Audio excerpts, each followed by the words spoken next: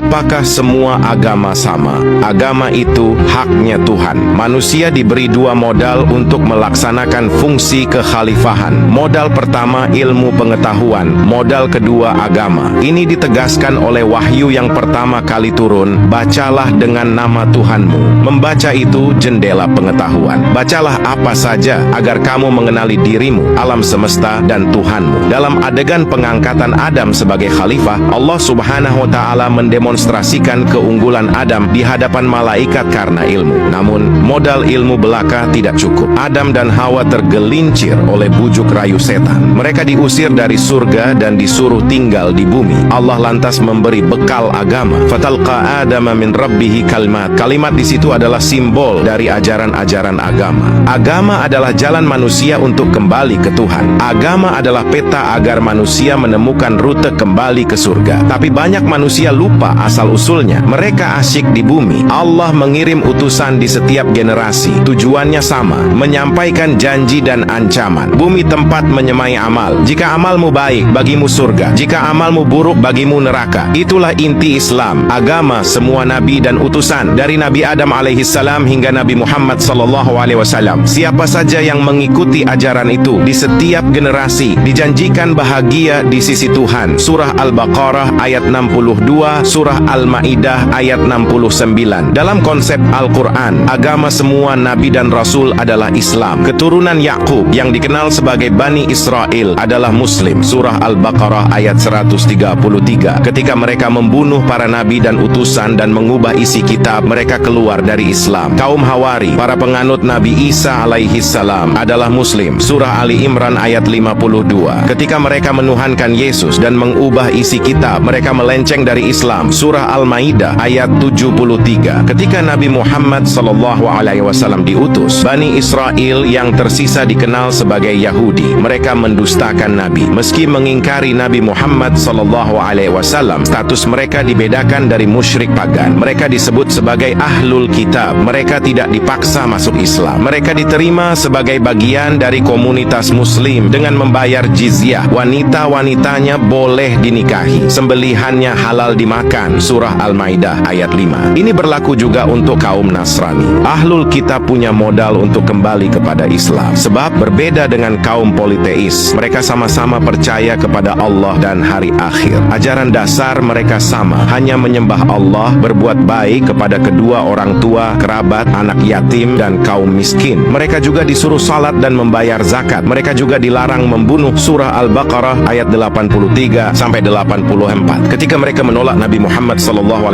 Allah menegaskan bahwa tugas Nabi hanya menyampaikan risalah. Surah Ali Imran ayat 20. Nabi disuruh mengatakan sebagai penerus risalah Islamnya Nabi Ibrahim, Ismail, Ishak, Yakub, dan keturunannya Musa, Isa, dan nabi-nabi lainnya. Surah Ali Imran ayat 84. Nabi Muhammad SAW penerus misi para nabi sebelumnya dan menyempurnakannya. Mestinya orang-orang Yahudi yang mengikuti Musa atau orang-orang Nasrani yang mengikuti Isa harus mengikuti versi Islam yang disempurnakan. Tetapi karena mereka menolak, padahal mereka tahu Al-Quran melarang memaksa mereka. La ikrahu fiddin. Surah Al-Baqarah ayat 256. Mereka dikasih kebebasan. Faman sya'a falyu'min wa man sya'a falyakfur. Tentu saja yang kafir diancam senggatan api neraka kelak. Surah Al-Kahfi ayat 29. Kaum Yahudi merasa masih muslim dan mengklaim setia di garis ajaran Ibrahim. Al-Quran membantah mereka telah keluar dari Islam dan ajaran Ibrahim. Muhammad dan para pengikutnya lebih berhak atas Ibrahim dibanding mereka. Surah Ali Imran ayat 68. Nabi Muhammad SAW diutus karena Yahudi dan Nasrani tidak lagi mengemban risalah Islam. Dua agama samawi ini dinyatakan telah mengalami distorsi dan manipulasi. Sekarang kita jawab pertanyaan, apakah semua agama sama di sisi Tuhan? Seorang Muslim tidak mungkin menyatakan semua agama sama. Allah menegaskan hanya Islam agama di sisi Allah. Surah Ali Imran ayat 19.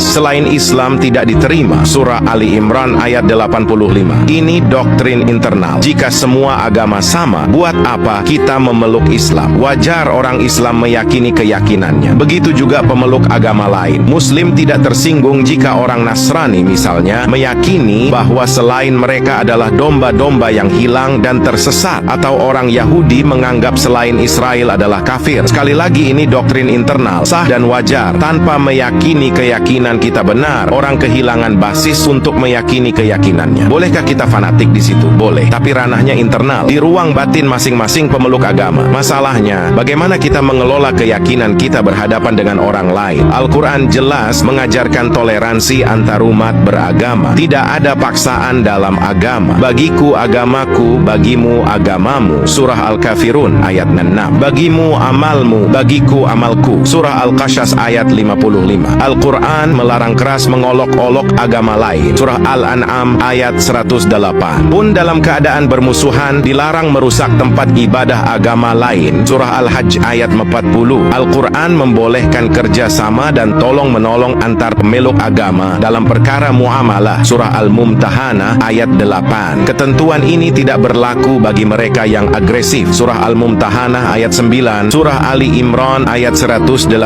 Surah Al-Maidah ayat 51. Kecuali sebagai taktik atau siasat. Surah Ali Imran ayat 28. Terhadap orang lain yang menentang keyakinan kita, Al-Quran mengajarkan bahasa diplomatis untuk mengurangi ketegangan akibat fanatisme. Wa inna au iyyakum la'ala hudan au fi dhallin mubin. Apakah kami atau kamu yang mendapat petunjuk atau dalam kesesatan yang nyata? Surah Saba ayat 24. Tentu saja ini uslub. Dengan uslub ini kita semua seolah punya potensi benar dan salah. Ini agar kita tidak ngotot memaksakan kebenaran bagi orang yang tidak mempercayainya. Al-Quran mengajarkan cara yang elegan tergantung audiensnya. Bagi mukmin yang imannya kokoh terus diberi penguatan dengan bahasa-bahasa afirmatif agar tidak goyah. Kepada orang lain yang belum atau tidak percaya, tidak perlu menyampaikan bahasa-bahasa fanatisme, apalagi insinuasi yang menimbulkan ketegangan. Selain menimbang siapa audiensnya, perlu juga dilihat kedudukan pembicaranya. Seorang pendakwah di majelis taklim atau pendeta di gereja atau rahib di sinagog tidak mungkin bilang semua agama sama. Jamaahnya bisa bubar. Kalau sama, kita tidak perlu kumpul di sini. Pasti semua pemuka agama di tempatnya masing-masing akan bilang agamanya sebagai jalan keselamatan. Namun, jika pembicaranya adalah pejabat publik di negara multi agama, dia harus mengatakan semua agama adalah jalan menuju kebaikan. Terserah agamamu, kamu hanya akan dinilai baik sejauh bermanfaat bagi orang lain. Jika kebetulan dia tokoh agama, lalu kembali ke komunitasnya, dia akan balik lagi sebagai true believer yang meyakini agamanya sebagai satu-satunya jalan keselamatan. Apakah begini bermasalah? Sama sekali tidak. Kita memang harus proporsional. Kapan kita fanatik dan menggebu-gebu dengan keyakinan kita, kapan kita tepo seliro, tenggang rasa, dan berempati dengan keyakinan orang lain. Kapan kita menjadi pemeluk agama yang taat, kapan kita menjadi warga negara yang baik. Hidup itu, mau tidak mau, harus berada dalam dualitas seperti itu.